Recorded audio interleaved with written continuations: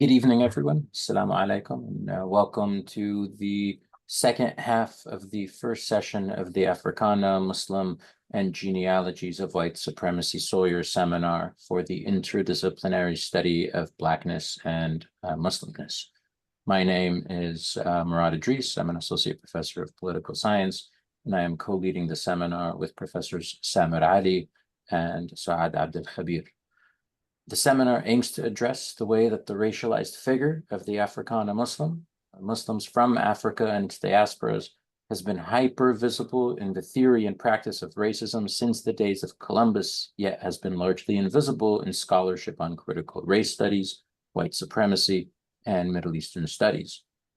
Over the next year, and starting with our session earlier this morning, we are bringing together leading scholars, thinkers, and activists to reconceptualize the study of the African and the Muslim and recenter the Africana Muslim beyond the cracks of traditional disciplines and narratives.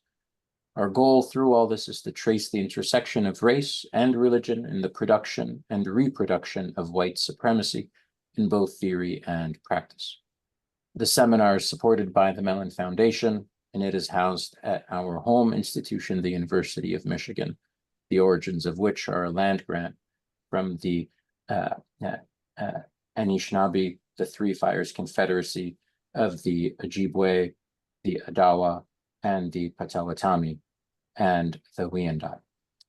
Our university stands, like almost all property in the United States, on lands obtained in unconscionable ways from indigenous peoples.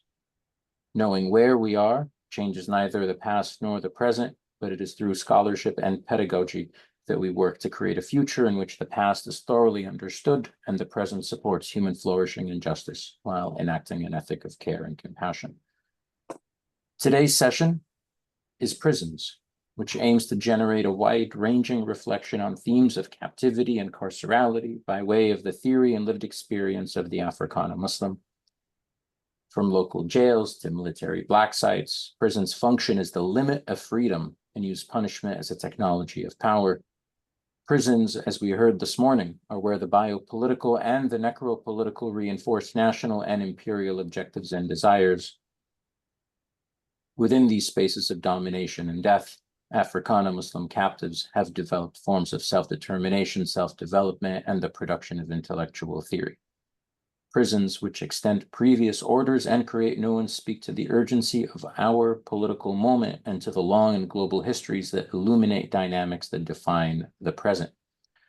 This morning, Iman Abdul Karim, Wala Quwaisi, and Darul Lee presented on this topic, and Karima Hanifa and Jihad Abdulmumit offered responses. We had a wide-ranging conversation that went from questions about the role of chaplains in the politics of the state to race, racialization, religion, piety, their intersections and gaps, the transformation and interiority of the person, the role of the family, questions of how empires and metropoles and imprisoning companies learn from one another, and also the need for a new kind of solidarity and perhaps even a new humanism.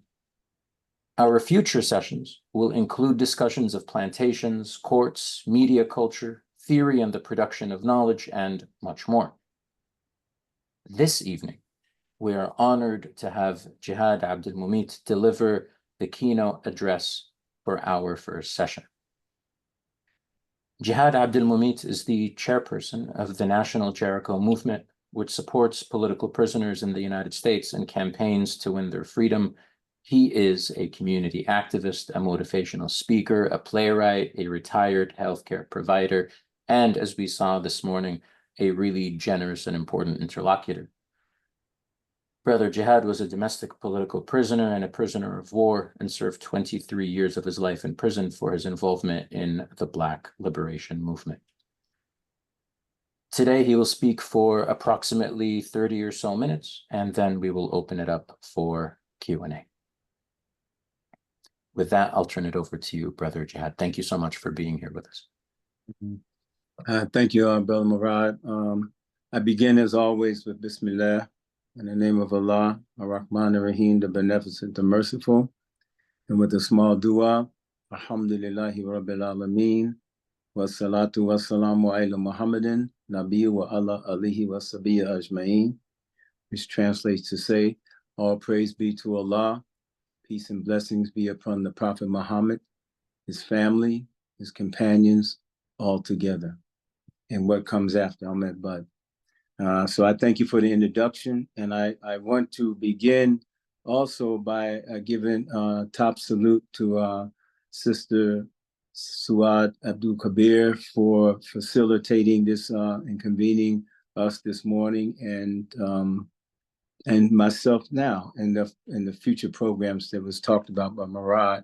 I would like also to thank Iman Abdul Kareem, Sister Iman's very wonderful presentation. Actually, I'm going to build upon some of the things they say as a segue into mine. Darrell Lee from Chicago. Iman is from Yale University, and Wala Kusei from the School of Divinity. And my beloved sister right here in Atlanta, Georgia, where I am right now, Stone Mountain, Atlanta, Georgia, Sister Karima Hanif of Iman here. So I salute each and every one of the prior panelists, and I'm honored to be able to give a little more exploratory delve into the subject here, which is very important when you talk about prisons, particularly knowing the fact that everybody, a person of color probably in their family has been in prison in the United States. And I'm going to just riff off some statistics in a minute, but just a little more qualifications for myself. Yes, I was a political prisoner from the Black Panther Party and the Black Liberation Army, and I did 23 years in federal prison, most of that time in Leavenworth, Kansas, federal penitentiary, and federal penitentiary in Pennsylvania. The rest was flip-flopping around in county jails of such of that nature. So a lot of what I'm going to tell you comes from my activism, from joining the Black Panthers at 16 years old, and I'm 70 right now. And we continue to fight. So during this presentation, I am going to highlight some of the political prisoners, some of my comrades, and what they're doing also. All right, so so we're going to talk about just a little bit about the political prisoners and some of the efforts that are going on to be able to address the phenomena of prisons, to be able to utilize that. Because it used to be a saying that prisons were a university. So we want to turn them back to that, in the sense that since so many of us are there, and we want to capture the prison movement, if you will, that existed. All right, so I will begin with some statistics, if you will, about the United States of America. It may seem didactic, and if you have any questions, you can please say them, and we'll give ample time this time for audience interaction, things that I may be able to answer. I'll try my best, and also your input into the conversation. So let's look at a place called the United States of America. It's a big place in 2024. The population of 334 million, give or take a couple of 100,000, of course, 334 million, 3.8 million square miles. That's a big place. And it's a big place, particularly if any of us are organizers trying to be able to mobilize actions to address our oppression and exploitation and social degradation. We find that it is a gargantuan task to do that in such a big country. All right, so let's look at the prison populations here. So I have some stats here, and I have some references if you want to know them too. I might rip them off just to qualify what I'm saying. So in the United States of America, this theme, we're talking about Black people in prison. We're talking about Muslims in prisons, the role of Islam in prisons and what that means, and what that even looks like. That's kind of like the gist of what we're talking about, and how that parleys with other prisoners, and even internationally. What does that look like, and where do we sit with this? And most importantly, definitely the last part of my presentation, some of the things we want to do, because we always have the analysis on top of the analysis, on top of the analysis, on top of the analysis. Okay, thank you very much for that information, Jihad, and everybody else that ever spoke on the subject. But now what the heck do we do about it? So hopefully I'll be able to open up the floor and some doors about what to do, and some actions that can be taken, not only to address the situation of our people in prison, and to address the phenomena of political prisons in the United States and around the world, but how to campaign to free them, and how to utilize the energy coming out of prisons, since so many of us are there. In the United States, it is guesstimated to be about 3.5 to 4 million Muslims in the United States. It's guesstimation, and with a population of 334, I guess we're talking about 1.2% of the population that are Muslims in the United States. Yet and still, the prison population has 9 to 12% of Muslims in the prisons. So there you can see the disproportionate rate. It's the same thing if you talk about Black people being, well, now probably about close to 20% of the population, 18% of the population, but 40-some% of the prison population. You see the similarity and the disproportionate of that, all right? In the United States, there's an average of, so if you're not familiar with these statistics, I want you to really listen so you can see the gravity of what we're talking about here. On the average, there are 2 million people incarcerated at any given time in the United States. That's about 1.2 in state institutions, 150,000 federal, and about 600 to 700,000 in county jails and detention centers as such. However, that's a snapshot of who's in prison today, November the 7th, 2024. That's the average. But when you start talking about from January 1st to December 31st, and the numbers are kind of like the same, you're talking about 600,000 or so people that's coming in and out this revolving door. So if you don't understand what that statistic means, let's say that you have a program and you did a head count and there were 50 people there at any given time. And let's say the Curve Festus that we had, there's 50 people there at a given time. But you know, throughout the day, people were coming and people were going. If you was able to count how many people crossed the threshold of that event and who may left after listening to a presentation or two like that, you may realize that maybe 150 were there if you was to take. So that's the same thing when, so we not only we're saying there are 2 million people at any given time in federal and state and county jails in the United States.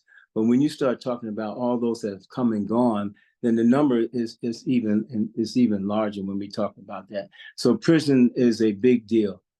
And so prisons for Black people, Africans in the diaspora, if you will, the prisons that exist now, everybody's familiar with them.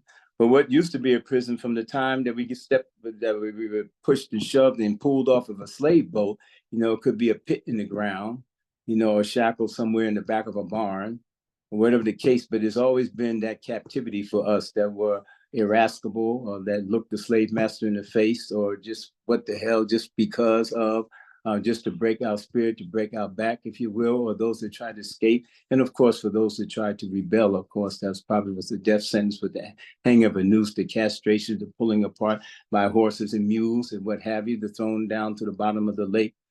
We've always faced some type of torture and captivity from our very existence from day one, whenever you calculate that to have been here in the United States. So when we talk about prisons, and people of color, particularly Africans out the diaspora, Black people, whatever, we're talking about a condition, a situation, a reality, a phenomena that has always existed ever since we've been brought here by slave traders. Ever since then, we've always been faced with this. But now we have the burgeoning stats in modern day prisons, if you will. I think, in my humble opinion, that the prison movement, as we would have called it back in the 60s and the 70s, the nail in the coffin was kind of driven in to kind of put a stop to what is known as a prison movement with the 1971 Attica Rebellion. After that, it kind of waned a little bit, and the attention was taken off of prisons. So even when a prisoner does a hunger strike or something of that nature, there's no more media to look at that. There's no more community organizations to get behind that prisoner. So now for a long time, from the late 70s, the 80s, and the 90s, and all the way up into maybe the latter part of the 90s, we start getting attention back into the role of prisons as it exists today with the reality of political prisoners. It always was the grandiose cases, the big headline cases, you know, but it, you know, the Huey Newton, the free Huey Newton, the Chicago 8, if you will, and other trials such as that nature, the Panther 21 that's captured the headlines, but there's always been political prisoners. I am the chairperson of the National Jericho Movement, and we recognize that that even the political prisoners on our website that we support, and when we say support, we mean financially, legal assistance, paying for lawyers, providing medical assistance, writing the prisoners, making sure their legacy is not lost in the dustbin of history, third-party medical assistance for their medical needs as they grow older or whatever may happen to them, and shedding any type of light on their case to campaign for their freedom. But we realize that there are many more political prisoners that we don't even know about that don't even get that attention.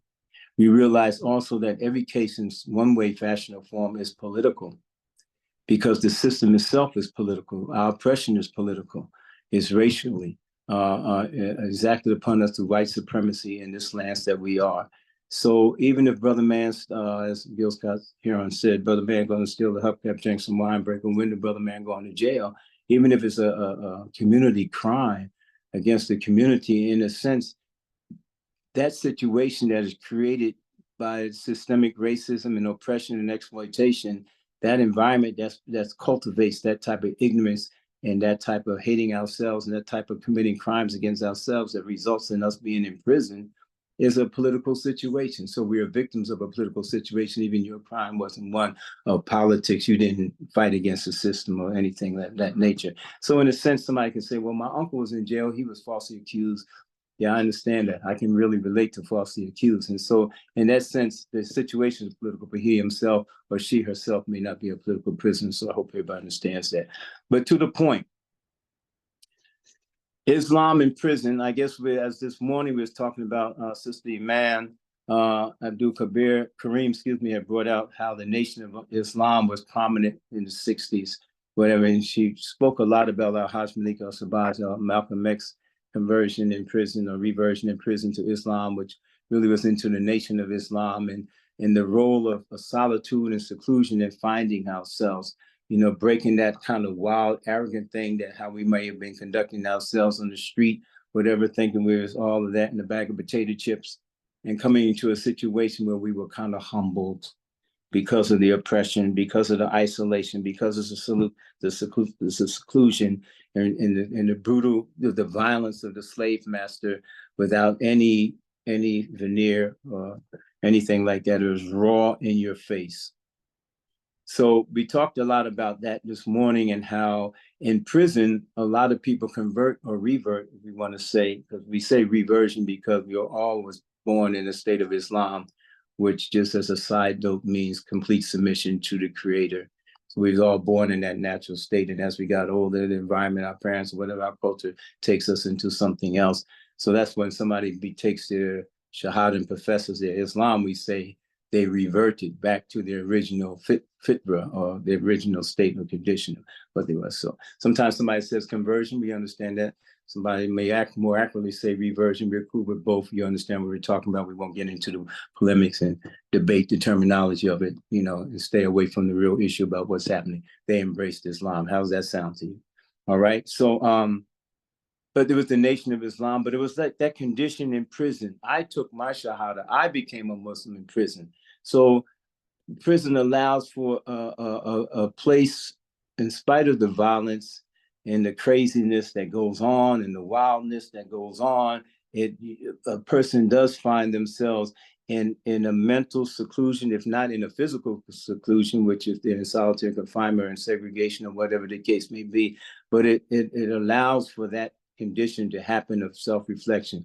Brother Man, tough and bad, now he's writing poetry. Okay, I understand, because it is that condition that causes us to think. We've been humbled, and now we have an opportunity to really do some self-introspection. So Imam was bringing out that reality and how and why a lot of times, particularly talking about Black people in this case, and we just kind of confine the subject a little bit, why people take their Shahada in prison. But there's also the reasons of, like I said, there's intense dawah efforts in prison. Dawah means propagation and looking out for one another and inviting other prisoners to accept Islam. And so back in the 70s, we had the Dar Islam movement inside the prisons. These are movements that you may not be familiar with, so you can always take a scrap piece of paper, DARUL Islam, Dar Islam movement, and its effect in the penitentiaries, the spread of Sunni Islam, along with the Nation of Islam, the growth and development of the Wafdi Muhammad community in prison, which was a tremendous, you talk about a conversion when Wafdi Muhammad separated from the Nation of Islam. That was the biggest mass conversion of people taking their shahada and bear witness, no God but Allah, Muhammad is his messenger, in the history of the United States, actually. So hundreds and hundreds and hundreds at one time left when he left that organization and formed the World Community of Islam and now the American Muslim Mission and so forth like that. But that was big in prison. Sunni Islam became big in prison. And so Islam has always been there. So there's a lot of reasons why there's this disproportionate rate of why there are more Muslims, particularly African-American or Black Muslims, Africans, from the diaspora that's in prison, because disproportionate rate of Blacks, the intense dawah efforts, with Muslims coming in from the street to do dawah. Dawah means propagation and inviting to Islam and explaining Islam. There was a certain type of energy.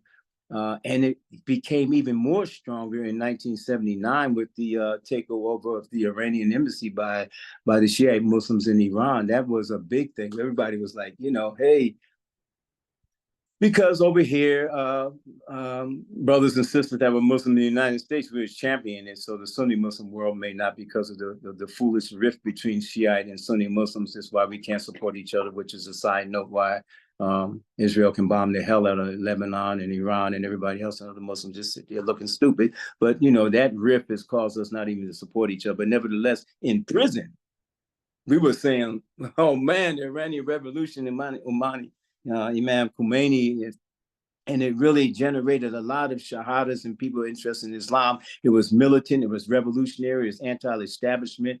There were even skinheads and Aryan Brotherhood taking their shahada because they was able to identify this with the Creator, and they were able to identify with the rebelliousness of Islam against the American system. If you can picture that, all right? So SWAT stickers and everything. I myself have given the shahada to 3 Aryan Brotherhoods during my incarceration. People with SWAT stickers on, and they were Muslims throughout their term. So it's an environment where it's hard to fake it when we're looking at each other and you're the next cell over. So that's another phenomenon, but we're not talking about that right now. So the thing is that, sisters and brothers, what can we do with this energy in prison? The prison movement has faded tremendously through the Jericho Movement and Prison Lives Matter. There's different initiatives that's being taken off now to try to reestablish it. But there is a correlation between the level of consciousness in prison with the level of consciousness of sisters and brothers on the street. Hear me out. In the 60s and in the 70s, where you have militant revolutionary organizations, that reflected a lot of the consciousness of brothers and sisters in prison. The militancy, the revolutionary movements in the streets of the late 60s and the 70s reflected the level of consciousness of brothers and sisters in prison.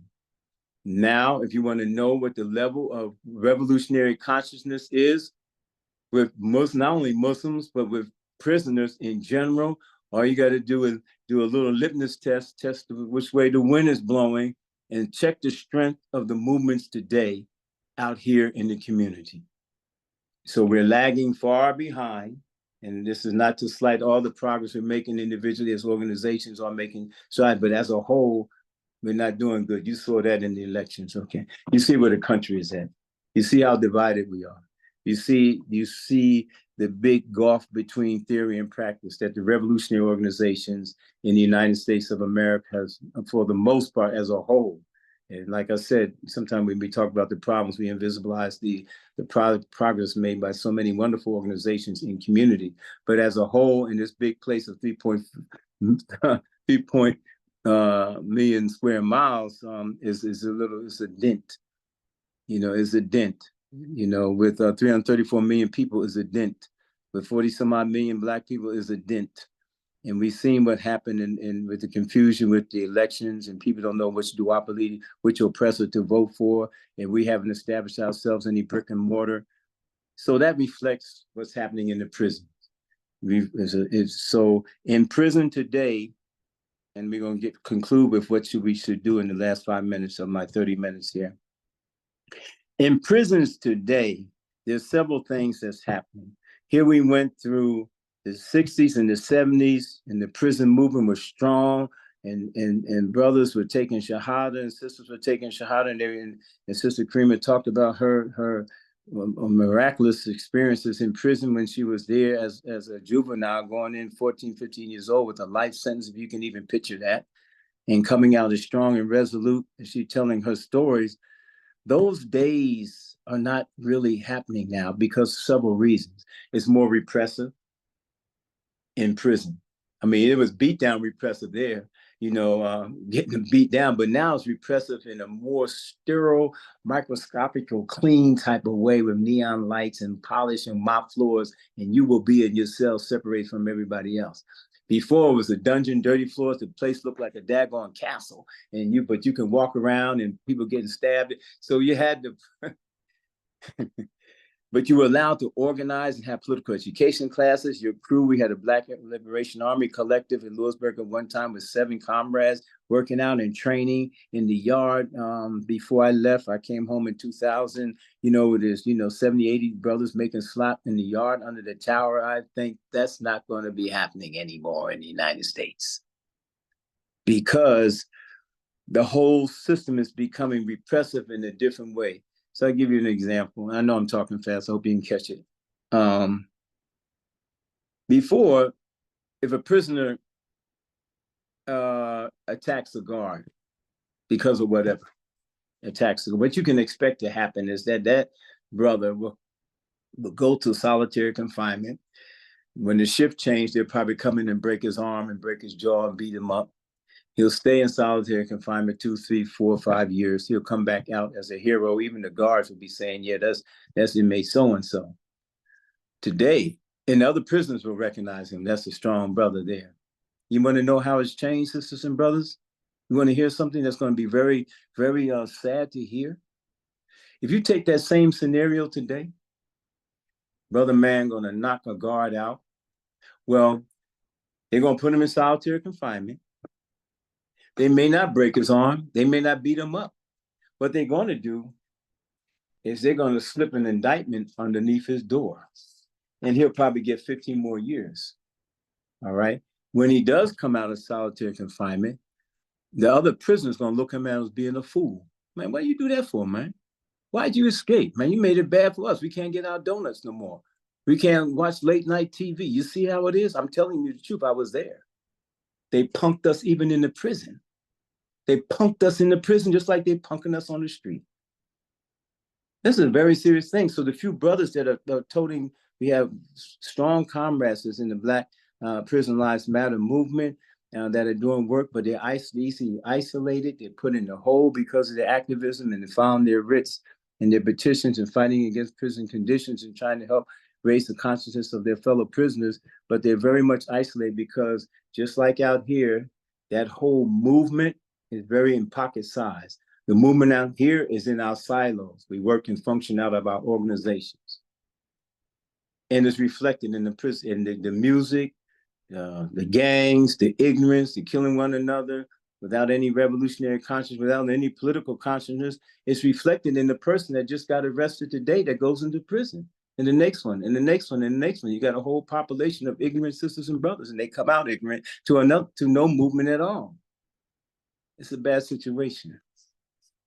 And even with the Muslims, you come out, you're making slot in congregation, you're strong, you're militant, you come out to lukewarm, warm, and I just don't want to throw a slight on my sisters and brothers out here, but you know doggone well that you're sitting up in your Juma Kuppahs and your Friday sermons talk about the Democratic Party, then something is definitely wrong with you. And so we have not that strength. We lost a lot, but we can gain it. So I'm going to close in the next couple of minutes with talking about how we can integrate into and utilize the prison movement, how we can help our sisters and brothers in prison to regain that energy and strength that Sister Karima talked about this morning, and how we can bring back to life a real vitalized prison movement. So they know that when they send us to prison, which you will go to prison. Oh, prison is a reality. As a matter of fact, I want you, each and everybody listening, and this is another sad fact, I want you to go to your cell phone and look at the pictures of your children. If you have children that are young, look at your sons particularly, and your daughters, but your sons and your nephews. And I would bank on there's a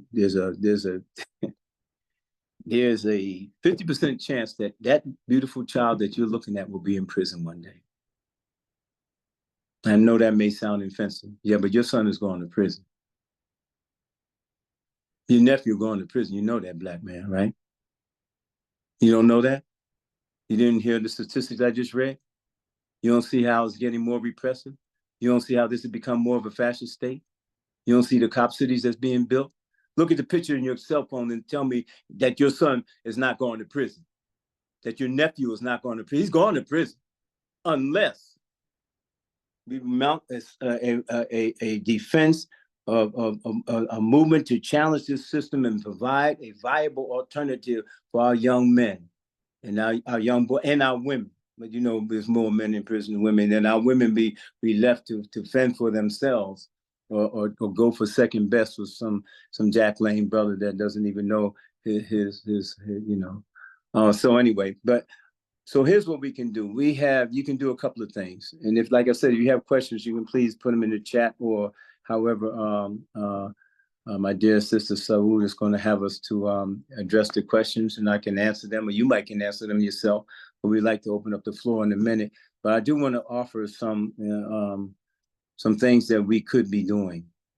For all of us and hopefully that you're listening, that you are interested in the subject of Blacks in prison, Islam and its effect, and how it can add to our spirituality and our movement, our morality, how we can change the life. If all of us that can resonate at all with Malcolm X, then if you want to put the Malcolm X hat on, then I expect that you're going to be taking the Shahada soon, right? If you're going to say, I am like Sekou Dingen, one of my freedom fighters who just passed, and I guess you're going to do one or two things or both. You're going to be prepared to pick up a gun and fight, or you're going to be a Muslim. Otherwise, take that shirt off, man. If you're going to say, like, I am maroon, and you're not able to do them, he was a Muslim. The Muslims. When we say we support Gaza, the Muslims. The Muslims. And so don't sleep on Islam in your own life. Don't sleep on Islam in our own militancy and our own movement. Africa, the continent of Africa, is a spiritual place. It's a spiritual place. We are a spiritual people. So, and we want to find that spirituality. We want to find the reality of Allah in our life. So that's a call to everybody. And all of us that support the BLA and Black Panthers and all of this, you know how many of us became Muslim? So what are you thinking? You're going to invisibilize what we do. You're going to visualize what Islam is in these prisons and how they are saving lives.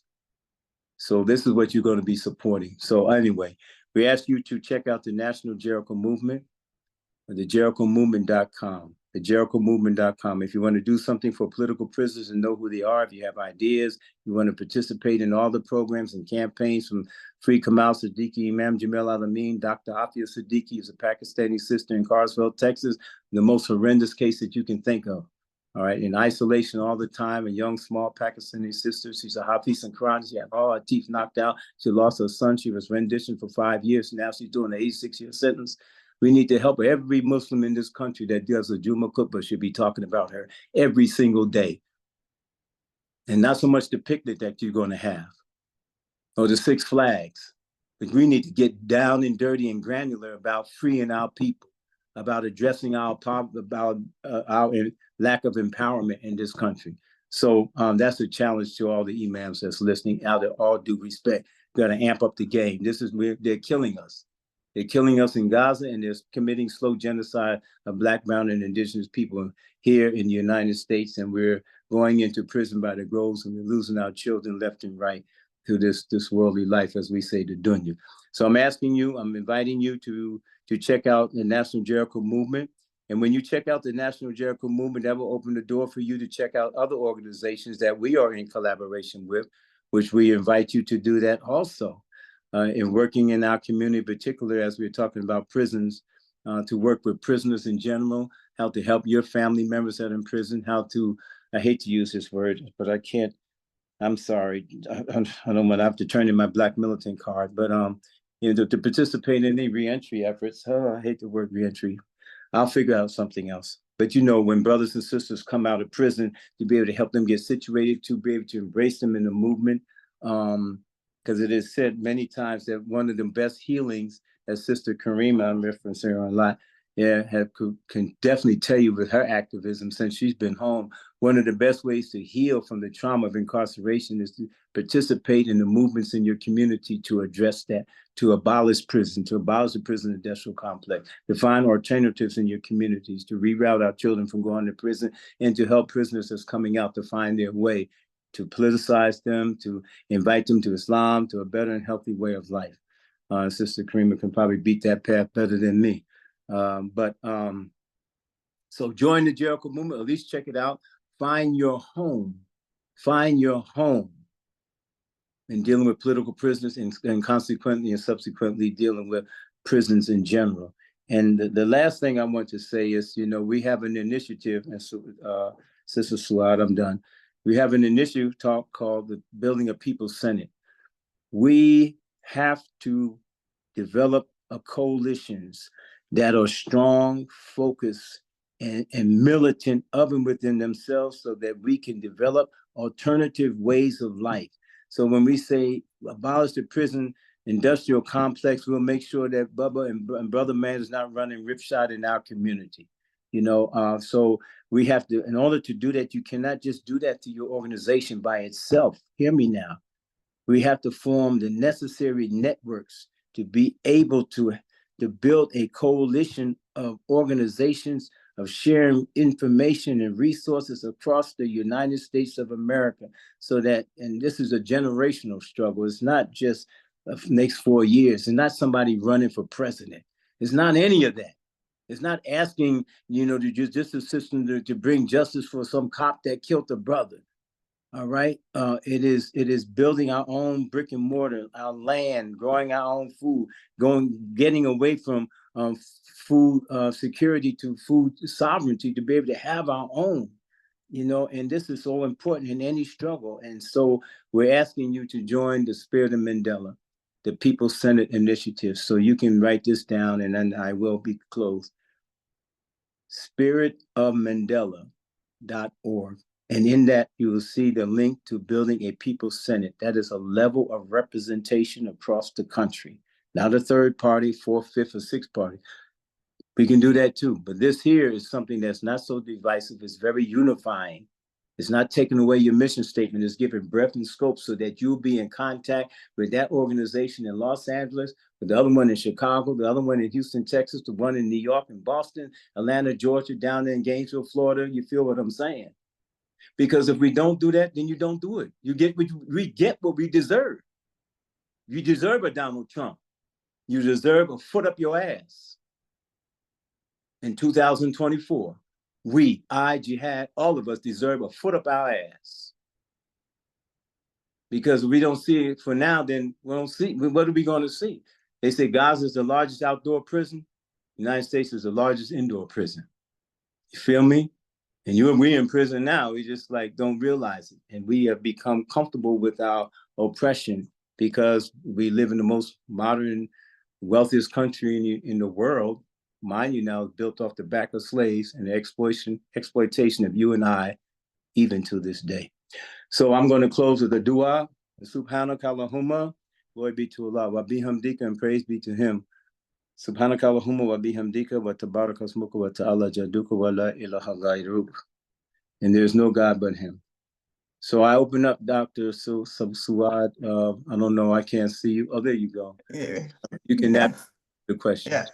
Yes, thank you, thank you, thank you so much, Brother Jihad, for that really illuminating and powerful and really action-oriented keynote, right? I really appreciate that. Actually, in fact, one of your comrades, Brother Ashanti Alston, asked the question. The question was, you've answered it, but I'm gonna say it unless you want to speak more to it. The question is yourself, Jalal Muntakim, and the late Sekou Odinga, all Muslim and former members of the BPP, are building the spirit of Mandela in people-centered work. What is it and how can folks get involved, especially in light of the recent presidential election, right? So that results. And so that was the question that was posed. I think, I wanted to say that, but also if you want to respond maybe to the latter half a bit more about how you think about this in relationship to the, yeah. Yeah, it was the point that I was ending on, my dear listeners. And Shanti Austin is a dear comrade and really treasured friend of mine. We grew up together in Plainfield, New Jersey, and he is one of the ones that I was talking about that did prison time. He joined the Panthers when we were 16, and I think Ashanti is 120 years old now, and but he's still doing the work, and he's doing the work. But the question that he asked, we have once again. Look who he mentioned that's forming these coalitions. These are the ones that was on the front line of fighting with weapons in our hands.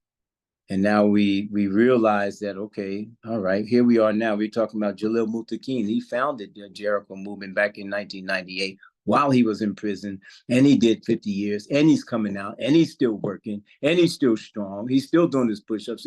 He's on the front line of everything that we're doing after doing a half a century in prison. And Sekou Odinga, who recently passed, and so many other wonderful sisters and brothers, Matt Myers and Ashaki Benta and Brother Tag up there in New York, and Yasmin Sutton. You have to check out this coalition because it's very unique to form a network. We're calling it a Senate because people resonate with these words. We don't want to say Black United Front, no slight to anybody on that page, but it represents a failed initiative, and here we go again. So yeah, we might be going there with somewhat, but this is an initiative that's going to link organizations in every region of the country, academics, clergy, professional unions, nurses, doctors, students, into a network that the job of the Senate will be to connect you. You don't have to do that heavy lifting with your organization. You can keep grinding and doing the work of feed, clothing, shelter, and educating our communities.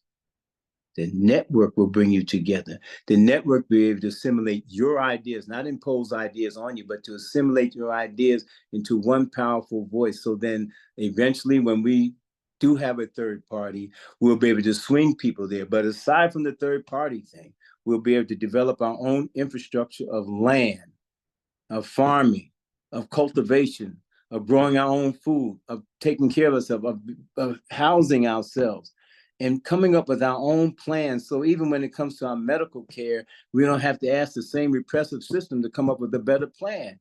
We will one day stop asking our oppressors to do something better for us, and we will have a network to extrapolate the best and strongest and most creative minds from us to come up with our own. So thank you, Ashanti, for allowing me to bring that back up again. Spirit of Mandela, People Senate. Thank you. Thank you. Another question we have to connect actually sort of what happened, the conversation we had this morning with what you were talking about, because in your talk, you sort of narrate the ways in which things have changed and really this kind of the change in consciousness, right? So you make the point that there was this consciousness, right, in the prisons and a consciousness in the streets, and we've seen that decline. And one of the things that came up in the conversation this morning, I think it was from Dr. Wada's presentation, was about the roles of chaplains.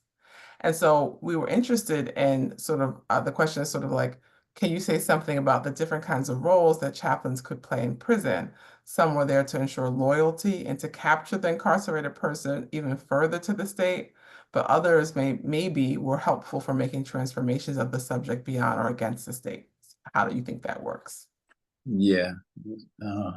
Yeah, Sister Malai, come back here, help me out here, because of how I may say it may be offensive. So, but she was a darling in presenting it.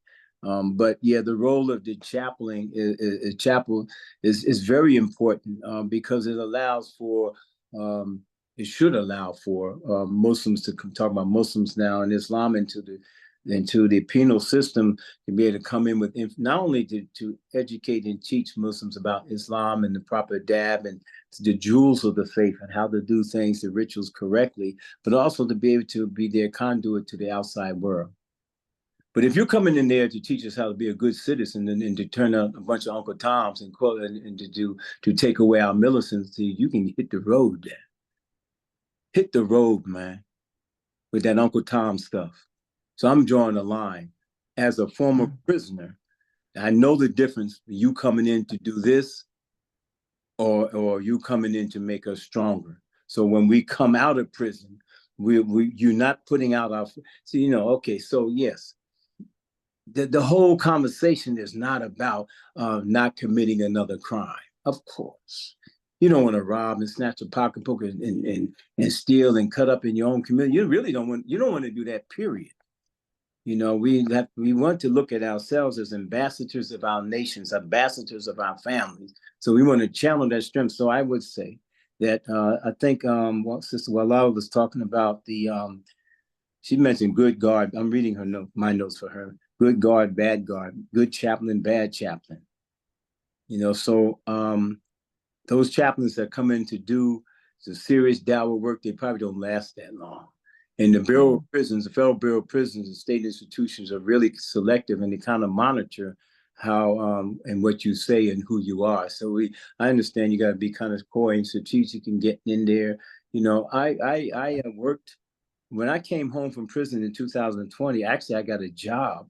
You ready for this? For 20 years working at a nonprofit to go into the prisons after I did 23 years. It wasn't working for the prison.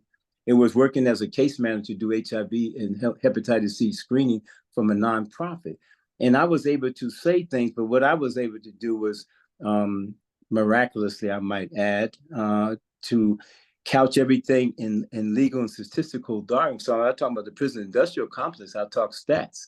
So even if the warden is in the room listening to me, he can't say nothing about that. So obviously I'm not going to talk derogatory or inflammatory, but I will call a spade, and I don't cut to the chase. If I can't go back in, F you two and the horse you rode in on. That's how to be up, and we'll just figure out another way. But I can't compromise my integrity and my principles just to be able to come in. And because there's a lot of selling out and Americanizing ourselves. And so I'm just speaking directly. I hope I'm not sounding offensive. If, I'm just from a BLA, I'm just, that's how we talk, get used to it. That's how the freedom talk. That's how the people that pick up the joints and go to bat for you talk. So if you want to get an academic, you might have to get somebody else that's going to make it a little more flowery. But I will say that you can't come in there, Uncle Tom, and putting out the fire of our militancy. So when we come out, we don't even know what's going on. You want to empower us as Muslims and show the strength of Islam and talking about building an Islamic society. That's what you want to talk about. That is what you want to talk about. Your role, if you got a life sentence, then you're going to be in there and you're going to educate other prisoners. And you're going to meet. We had brother Marcellus get executed in Missouri a couple of weeks ago. He was an imam, for those that keep up with those type of things, for a crime he did not do, and all the DNA evidence and everything else. But here's the situation: on his dying bed, he was saying, Alhamdulillah, la ilaha illallah, Muhammadur Rasulullah. He didn't lose his faith. He's strong in his convictions about that. And that's the type of strength that we need nowadays in the face of death, in the face of his execution. He didn't say, I'm sorry for what I did. No, that wasn't it. So even on his death, and mind you, he was executed in the state of the Dred Scott decision, which states that we are still 3/5 of a human being. So Judge Taney's legacy still continues on. So next question. Yeah, thank you. We have a question from actually an audience member. So we opened up to raise their hand. So I'm gonna allow, the name, excuse me if I'm mispronouncing your name, Kenza Noe Clayton has a question. So I'm gonna allow them to ask the question. Oh, my brother Kenza. Yes. Peace, Brother John.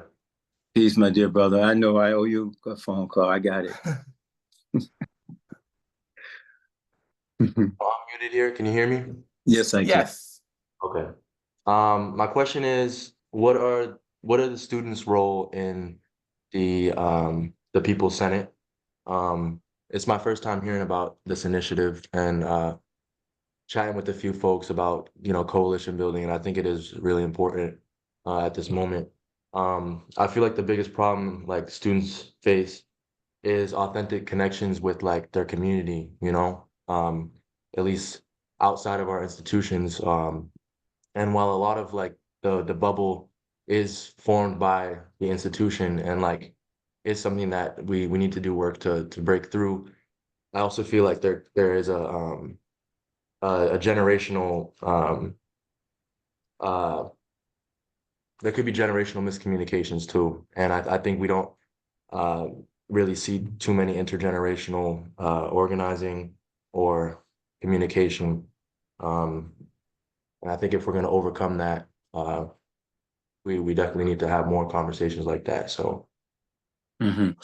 Yes, okay, brother. I think Sister Suad will want me to answer that more to the relationship to prison, but I will be able to answer your question of the role of students. But I first want to preface what I want to say as when it comes to counterintelligence program, to make sure that no Black leadership evolves to derail any movement to bring about vulnerable change. You know the deal, I suspect you do. But it also goes into counterinsurgency. In the universities and colleges, campuses in the United States today are actual portholes for counterinsurgency. Counterinsurgency doesn't have to be military apparatuses. Matter of fact, the highest sophisticated level of counterinsurgency in the United States today is through non-state institutions or college campuses. To be able to mellow, you see how it's going, mellow you out. If you get too aggressive, like in protesting the genocide in Gaza, then they'll handcuff you, taser you, hood you up, give you a charge. If you are from another country, boot you out the country. All these type of things, But it is also to miseducate you, to downplay it. So I think the students, and this is not any college campus. I mean, this is a very general statement, but it is true. The colleges today have become a weapon against the movement. That's why there's no strong militant Black student unions. They're talking about their next party. The MSAs, the Muslim Student Association, has shrunk, And so now what are we doing? So I would say, and if it's any institution, and I'm quite sure they are, so sometimes when you make a broad statement like that, somebody's offended, they say, well, then we're not doing that. If you're not doing it, I'm sorry, but I'm making a general statement because it is part of counterinsurgency. Institutions are learning your mind, capturing your mind, stealing your mind, making you inactive, making sure there's no connection with your community, no connection with the prisoners. So I would say this, my dear brother, I would say that to check out the People's Senate along with the explanation I just gave, which I'm not going to go back over, you can talk to me, but you can go to spiritofmandela.org and look at the People's Senate. Everybody can see the tribunal we had charging the United States government with the genocide of Black and brown indigenous people, slow genocide, 400 years of genocide, meets the same elements of the crime of genocide as purported by the 1948 United Nations Protocols on the Prevention of the Crime of Genocide. Exactly that. And Sister Walla said, you remember Sister Suad, what she said about mundaning the egregious? That's a heck of a statement. The egregious, meaning the reprehensible, the horrible things that's happened to us is becoming mundane now. We use the word normalize now. We're just used to it. And so as a student, my brother, I would suggest that the students adopt a political prisoner. They find out who they are in their circles, and they write them, they talk about them, and they make them known on the college campus. That's one thing that you can do. And you reinvigorate those political prisoners. It is all up to you as a body. Don't expect for you to do it individually, but if you have to, then by all means, that's how it begins. The longest journey begins with the first step. That you should, and your comrades, your brothers and sisters around you, if you have a student organization, that should be centerpiece, one of the things you're talking about, how to support political prisoners, what's happening in the community. Brother, I was at I don't know if I'm still talking about, but it was a big convention with the Students for Justice for Palestine. And one of the questions that was asked was how do the students connect with the community? This was a closed annual convention. Jalil Mutakin and myself were there with Professor Dylan Rodriguez. How do you connect with the community? By inviting us, by reaching out. It's very simple. Matter of fact, it's so simple, it's almost like ridiculous to say. How do you reach the community? Who does what first? You contact us, you develop a plan, you invite us into the university, if it's possible, pay us costs. Can't do, I mean, you know, use that student money. And I don't say that flippantly, you know, but everything we do as freedom fighters is free. And that should not be the case when there are institutions that can pay certain people that made books 10,000 and we just hoofing it like that. That students need to do that, but your student organization to make your colleges do that. There should be, students play a major role in everything because you're part of the educated youth, the enlightened youth. Now we have the lumpen youth on the streets also, and the working class youth, and those that are just in the McDonald's and the retail jobs, and then we have the street youth, of course, like that. So the different classification elements of our youth, but students do play a major role. You have an institution that you can siphon and to tap into. You have enlightened people, comrades and sisters and brothers that's willing to learn and willing to work. And you should use your acumen and your academics to be able to galvanize the strength and a certain level of militancy to be able to reach out into the community, to reach out to prisoners, definitely reach out to political prisoners. It's very important. So as Sister Suad, I'm sure would want me to bring into the loop here, that there's nothing wrong with students having a connection with them. Adopt a prison and find out who's there in your community. You know, it might be a political prison there, or one is a political prison in your state or in the next state over, or those prisons there, tap into those organizations doing political work and see how you can help and amplify the message. Bring your energy. Bring your energy. Bring your confidence. Bring your creativity. Bring your vision. You bring yours. Yeah. That was how I do that. Mm-hmm. Thank you. Yeah, we have a couple more questions, but we're running out of time, so this might be the last one. We'll see how it goes. But this actually is a question from one of your co-panelists this morning, from Sister Iman Abdul Karim. So, and she has a series of questions she asked, which are amazing, and I'm going to make sure we capture them so you can see them later. But I'm going to ask one of them in particular. And so, one of her questions was, can you talk more about how having a Muslim consciousness is having a revolutionary consciousness, which is different from a democratic consciousness, especially as it relates to imagining another way of life? Oh, beautiful question, Sister Iman. Yes, I can answer that. Well, the Muslim consciousness is definitely breaking the whole connection between a colonized mind. It's as simple as that. Democratic Party has absolutely nothing to do with Islam. And that's the danger. Now, I'll give you a little point of reference in the history of the Prophet Muhammad, peace and blessings be upon him, that it was okay when he received the revelation for him to put his head on the ground, his butt up in the air and pray. They made fun of him. Hey, by the way, if you want the moon in one hand, the sun in the other, you want some riches, we hook you up, man. Don't even worry about it. We have our gods, you got your God. That was fine.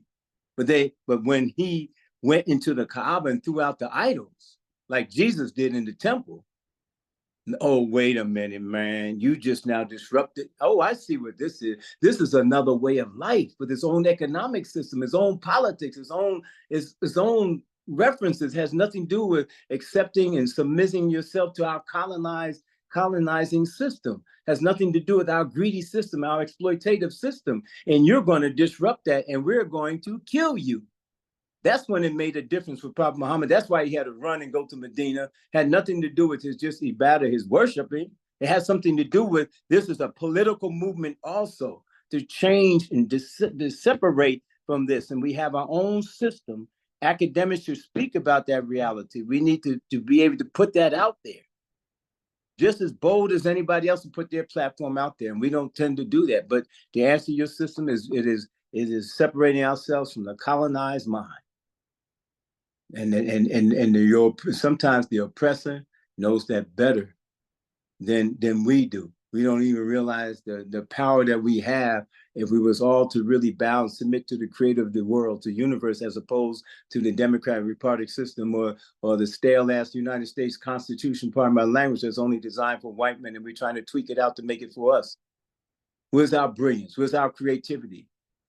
And you can find that in the heart of Islam. So that, I hope that's answering the question a little bit. We have to find our militancy and stop trying to make friends with Kool-Aid and smiling. Because if we are in the United States and we're not trying to do that, then it's actually haram for us to be in a non-Islamic country. If you're not really trying to change that, even though you're not trying to throw rocks and bottles, it's not about that. If you're not systematically, in a disciplined, structured way, trying to change that reality, then we should not be here. And if you immigrated, you damn sure should not be here. You left your Muslim country to come over to a secular country, and you're not trying to establish this as an Islamic anything. And I want to say, just like our socialist comrades who speak about that, we need to be speaking about what Islam is, so that everybody can know. So somebody says it's a religion. Religion is a deen, it's a way of life. It's a way of life for the prisoner, and it's a way of life for the non-incarcerated individual. Decolonizing our minds by saying there's no God but Allah, and Muhammad is his messenger. And right now, the God is the imperialist system of the United States of America. It is who you submit yourself to, is who you willfully, gladly, not only obey, but support. And once again, we are supporting our own genocide by not coming up with any designs to change it. We're supporting it. As Wallah said, that just the mundane egregiousness, okay, they killed George Floyd, okay, they killed this person, okay, they did this. And then when they finally get indicted, you're going to be happy when they get convicted, and you're going to applaud the same judicial system that's resulting in mass incarceration and destructions of our family. Just how dysfunctional and schizophrenic we are. That's how schizophrenic we are. We're going to applaud that same racist system for indicting and convicting that cop and think that we got a victory. But really, they got a victory on us because they could throw him away in the garbage can, as long as you support this system. So, but we're going to, I will say this, Sister Iman and everybody, we're going to do the best we can. And we recognize that victory is only with Allah. If he allows it to be, we're going to be only accountable for our efforts that we give to it. That's the deal. So we're going to take one last question. The person, I think I can't, I think it's John Lama. I'm sorry, I'm going to mispronounce the name. I'm not trying to pronounce it. But if you can keep it very brief, I'm going to allow you to ask your question. Keep it brief, John. Are you talking about me? Keep it brief for my answer. No. Well, the question. No. The question. Hold on. So can you speak?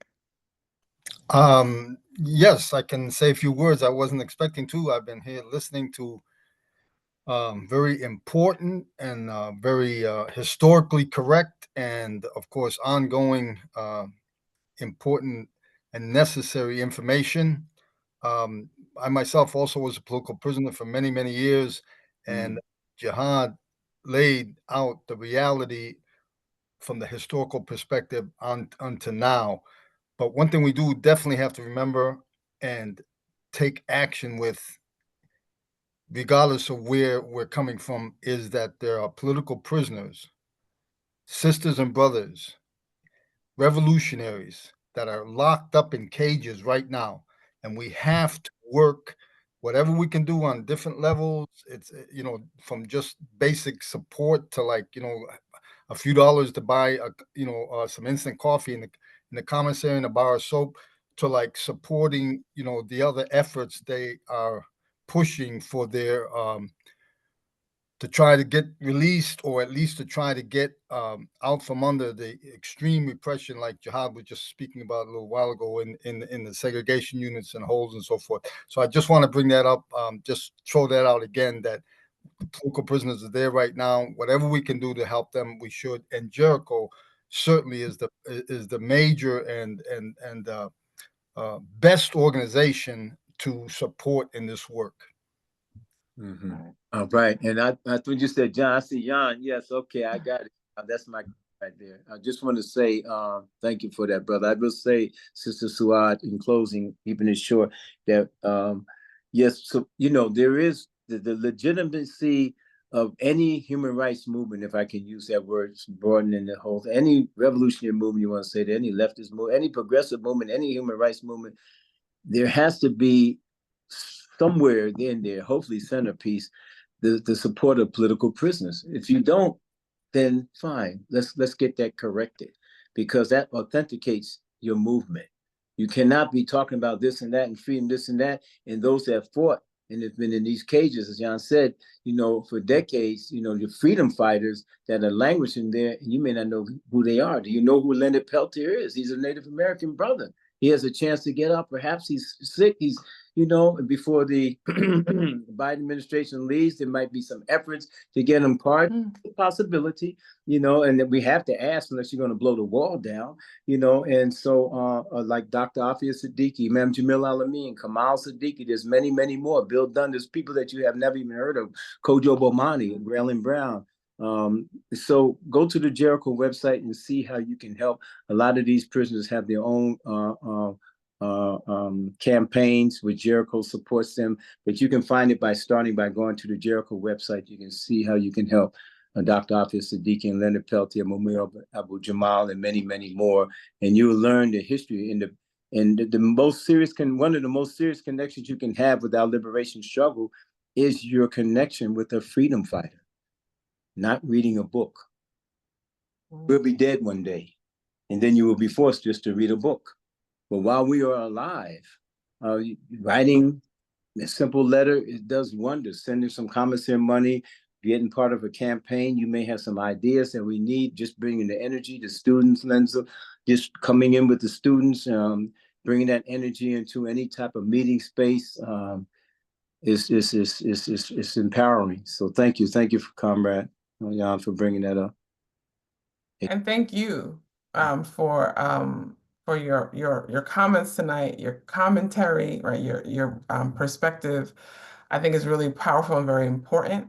I know one of the things that came up in our conversation throughout both of these sessions is the idea of centering, right, the captive, centering the people that are being held.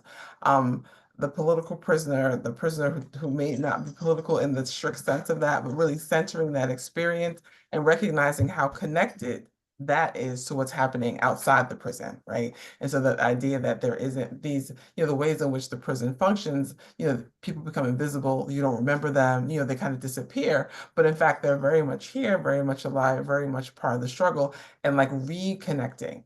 So strengthen that bond between those of us on the outside and those on the inside it seems to be a powerful way forward, right? In terms of kind of thinking about both abolishing prisons in general, but also the broader struggle, right, for freedom and liberation. So I want to thank you so much for your comments tonight. I want to thank the audience for their questions. I want to thank everyone for participating.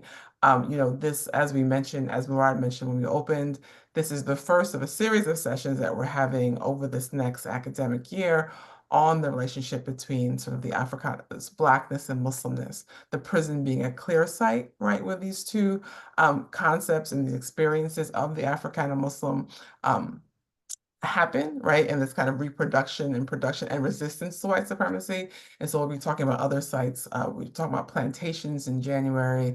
We'll be talking about media theory, right? So stay tuned, right? If you're not on our listserv, I don't remember what it is, but you can email me, drsuad@umich.edu, and I can add you to the listserv.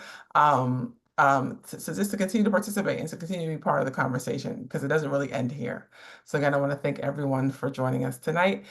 We also will be creating a YouTube channel for the seminar. So this conversation will be available probably in a few days for folks if you want to return to it. All right, have a great night, everyone. Thank you. Thank you so much. Assalamu alaikum. Thank you. Alaikum assalam.